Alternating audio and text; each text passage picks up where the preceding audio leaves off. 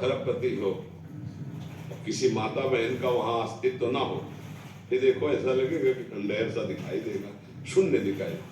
और एक मिट्टी की दीवार हो, छपरा पड़ा हो, एक माई हो लीप पोत के, देखो कितना सुंदर घर, एक गृह लक्ष्मी कही जाती है।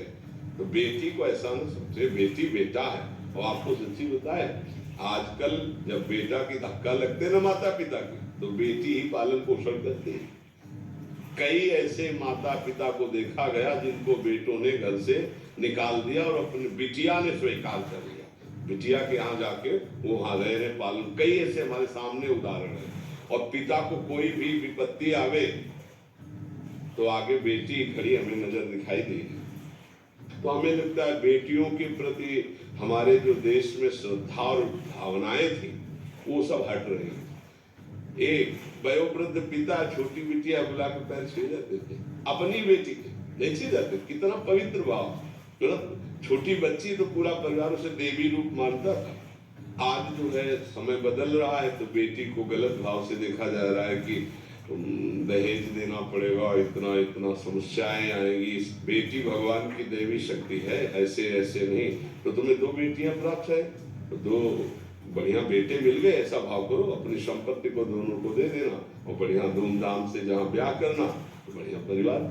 ये थोड़ी कि हमारा कुल हमारे कुल नहीं है, बेटी हमारा कुल नहीं है। महाराज जी ये बोलते हैं घर वाले तो वंश चलाना होगा, एक बेटा हो जाए। अब जैसे लोग बहू को कोसने लगते कि बिटिया पैदा की, तुम में सामर्थ्य है क्या बेटा बनाने की, बेटा बेटी बनाने की सामर्थ्य क्या है? ये तो भगवान के विधान से होता है। अरे भैया, और तो कह रहे राष्ट्रपति है हमारे यहाँ, बेटी भारत की राष्ट्रपति है। अच्छे अच्छे बड़े बड़े ग्रेजुएट पदों में बच्चियां हैं। हाँ, कोई कलेक्टर है, कोई पुलिस ऑफिसर है, कोई आर्मी में है। तो अच्छा पढ़ाओ लिखाओ, उनको समर्थ बनाओ और ये दिमाग से हटाओ सब लोग कि बेटी बेटा में अंतर है। अरे बेटी बेटा ही है, हमारी संतान है।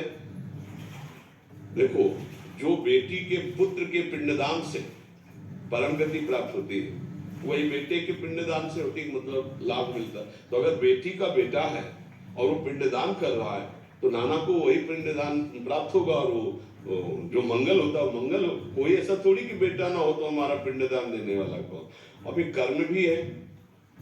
अगर बेटा, कितने ऐसे हैं जिनके बेटा बेटा और बेटी के लिए तरसते हैं। भाई बात समझो, बहू को डांटने की या ये बेटी बेटी पैदा कर दी, तो कोई ऐसा नहीं है भाई। गर्भ में जो भगवान ने रचना कर दी, उस बच्चे को आने दीजिए और उसको बराबर प्यार दीजिए। कभी ऐसा भेद मत प्रस्तुत कीजिए। और रही कि आगे चल करके दहेज देना पड़ेगा, तो भगवान ने जिस बच्ची की रचना की उसके लिए विधान भी किया, उसके समान योग्य वर मिल जाएगा। अभी तक ये सब होता रहा है।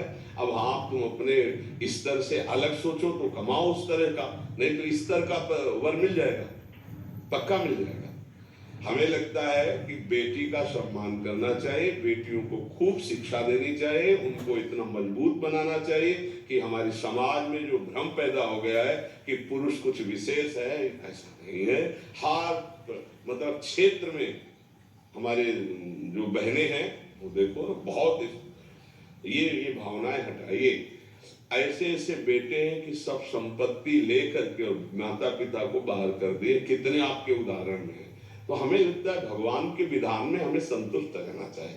जो बेटा जो बेटी दे भगवान का प्रसाद, उनको बेटा ही मान के दुलार करो। तुम्हारे गर्भ से प्रकट हुए तो उनको ऐसे थोड़ी देखा जाता है कि बेटी है तो है। ये बहुत गलत बात। ये समाज में पीछे तो अब तो कानून बहुत दृढ़ हो गया कि आप ऐसा अगर अल्ट्रासाउंड करते पाए गए गर्भ का परीक्षण, लिंग परीक्षण, तो आप दंडनीय अपराध करते हैं। ऐसा नहीं तो पीछे का चेक करवाया फिर, तो ये बहुत बड़ी हानि है। मतलब उस कन्या की हत्या जो गर्भ में अभी है, पूरा परिवार नष्ट हो जाएगा समय आने पर, वो कर्म जब अपना रूप रखेगा। इसलिए बहुत प्रसन्न रहिए और धैर्य पूर्वक चलिए। और अभी अवस्था तुम्हारी पर है, अगर आना होगा बच्चे को तो आ जाएगा।